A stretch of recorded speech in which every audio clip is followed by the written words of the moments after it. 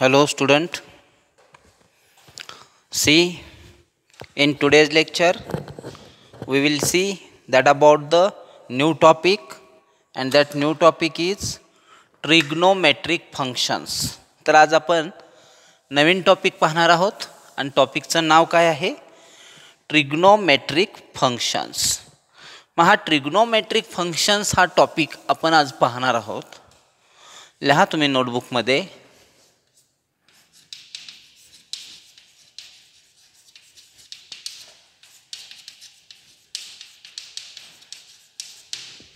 हा टॉपिक आहे. या टॉपिकसाठी वेटेज 10 मार्क्सचं आहे. आपल्या न्यू पॅटर्ननुसार 10 मार्क्सचं वेटेज आहे.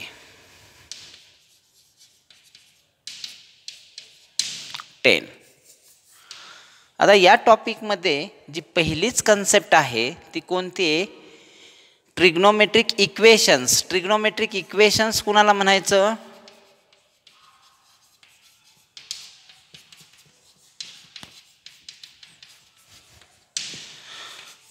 तर ट्रिग्नोमेट्रिक इक्वेशन्स म्हणजे काय? The equation which contain sine cos tan sec cosec cot. म्हणजे for example sine x plus cos x equal to 0.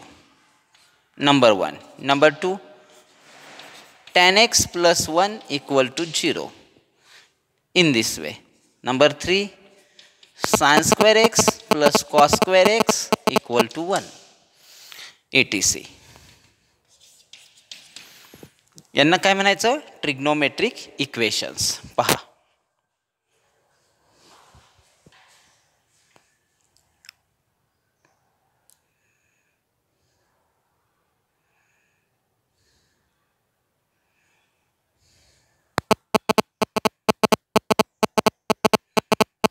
तर हे trigonometric equations.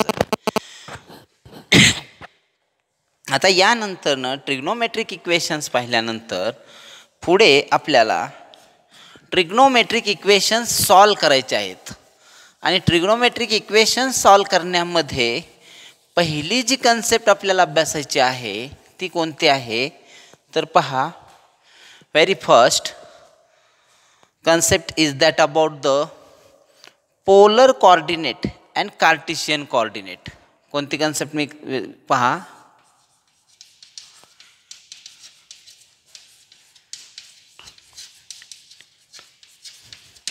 Cartesian coordinates and polar coordinates. आता Cartesian coordinate and polar coordinate म्हणजे काय ही concept आता मी clear करतो. What is the meaning in between them? तर पहा, ज्यावेळेस तुमच्यासमोर x Y axis, Cartesian coordinate म्हटलं की एक्स ॲक्सिस आणि वाय ॲक्सिस आलेच. इथे ओरिजिन आहे आणि एक पॉईंट आहे इथे PXY. त्यावेळेस तुम्ही ओरिजिन O आणि तो पॉईंट P जॉईन करा. जॉईन केल्यानंतर जी लाईन OP मिळते त्या लाईनचं डिस्टन्स सपोज R, हे डिस्टन्स R आहे. आणि या OP लाईनने पॉझिटिव्ह डायरेक्शन ऑफ एक्स ॲक्सिसचे केलेला अँगल थिटा आहे, म्हणजे inclination of that OP line. मग आता तुम्ही जर इथे राईट अँगल ड्रॉ केला, प्लॉट केला इथे पहा, तर ह्या M पॉईंट, मग तुम्हाला माहिती आहे XY कोऑर्डिनेट असतील तर आता हे डिस्टन्स OM हे डिस्टन्स x असणार आहे, कारण एक्स ॲक्सिसवरचं डिस्टन्स P पॉईंट x आहे कोऑर्डिनेट, पीचा एक्स कोऑर्डिनेट एक्स आहे म्हणजे पीचं distance from y axis x आहे, म्हणून हे OM एक्स झालं.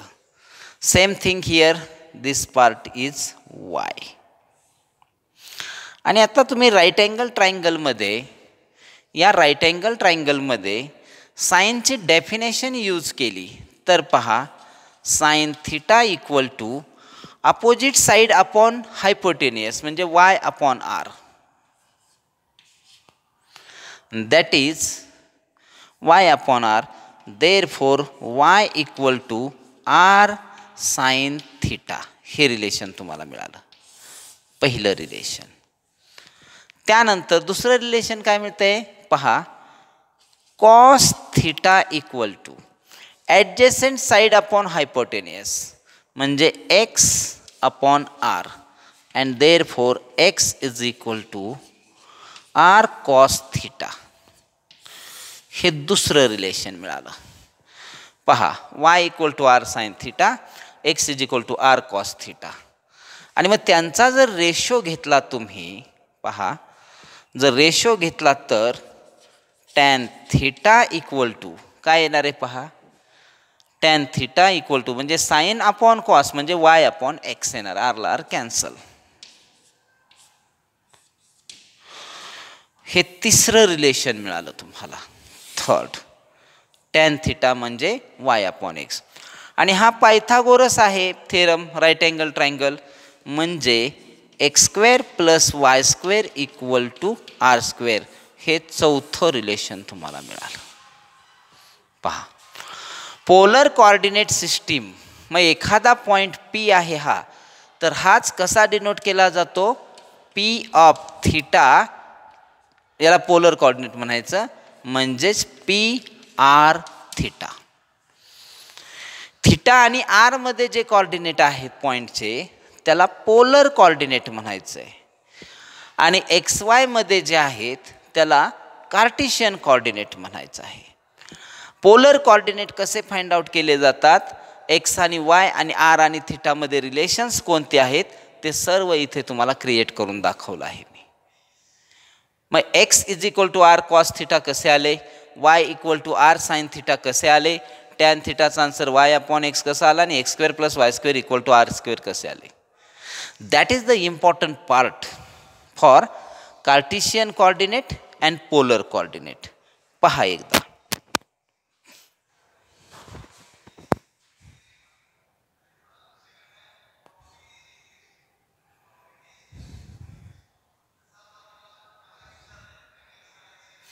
ओके.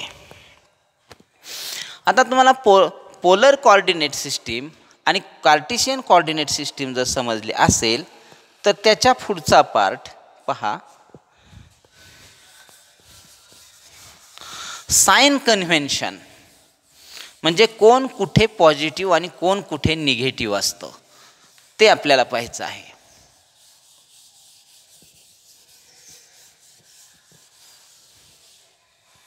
पहा, आणि ते तुम्ही इझिली ध्यानात ठेवू शकता. पहा कसं, तर X cos theta is nothing but it is equal to X. कारण आर ची व्हॅल्यू जर समजा 1 असेल तर it behave like X is equal to X and sine theta is nothing but it is Y, behaves like y, and tan theta is nothing but y upon x. हे आत्ता सांगितलं. हे तुम्ही रिलेशन जर ध्यानात ठेवले 3, when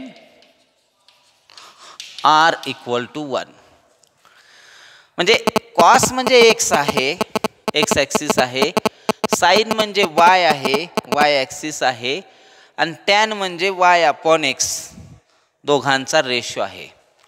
हे technique जर ध्यानात ठेवलं तर कोण साइन कॉस टॅन मधले कोण कुठे पॉझिटिव्ह आणि कोण कुठे निगेटिव्ह हे इझिली समजतं.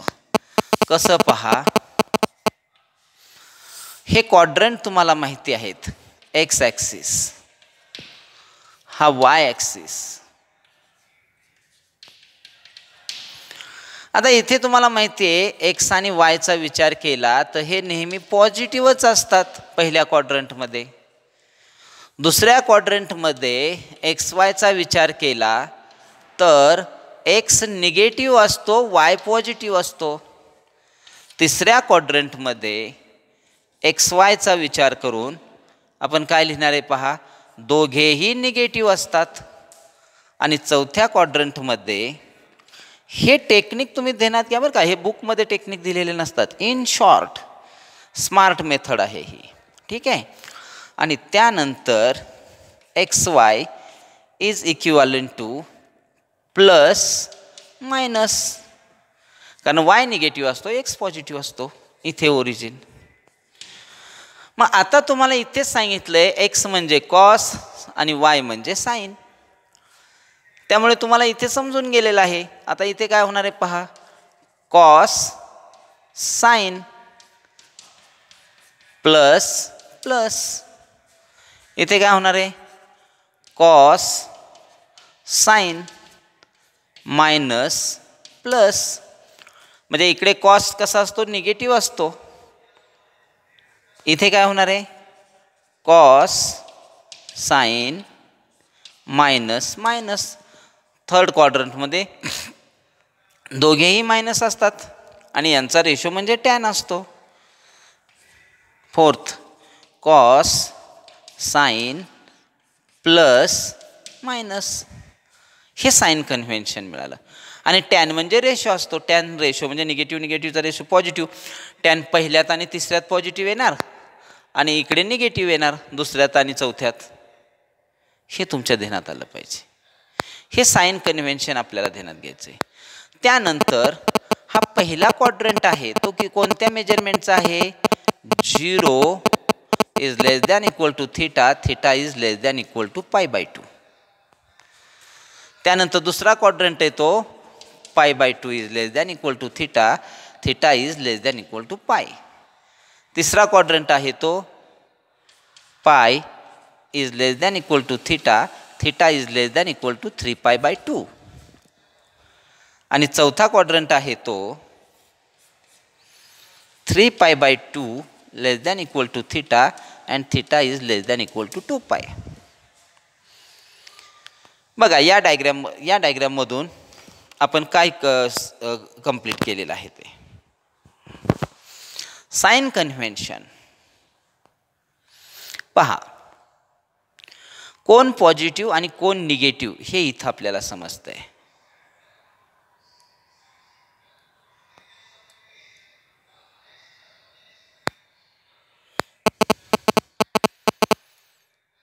बघा म्हणजे पहिल्या क्वाड्रंटमध्ये कॉस आणि साईन पॉझिटिव्ह असतात, त्यामुळे टॅन सुद्धा पॉझिटिव्ह, सर्वच पॉझिटिव्ह येणार आहेत. दुसऱ्यामध्ये कॉस साईन एक्स वायच्या रिलेटेड विचार करा, निगेटिव्ह कोण आणि पॉझिटिव्ह कोण. तिसरा आणि चौथा, या टेक्निकने तुम्ही हे क्वाड्रंटल टेक्निक ध्यानात ठेवायचं आहे, क्वाड्रंटचं टेक्निक. ठीक आहे. आता यानंतरनं पुढचा पार्ट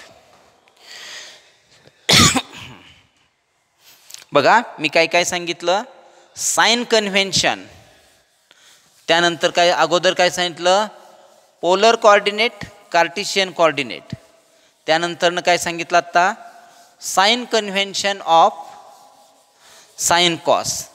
आता यानंतरचं थर्ड टेक्निक काय आहे ते पहा.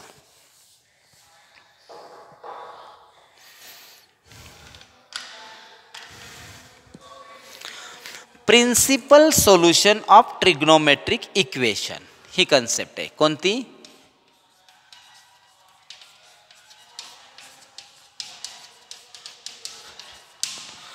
ही कन्सेप्ट आहे.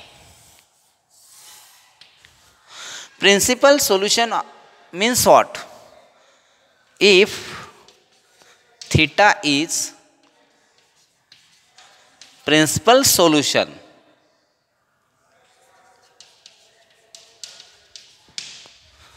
then 0 is less than equal to theta and theta is strictly less than 2π.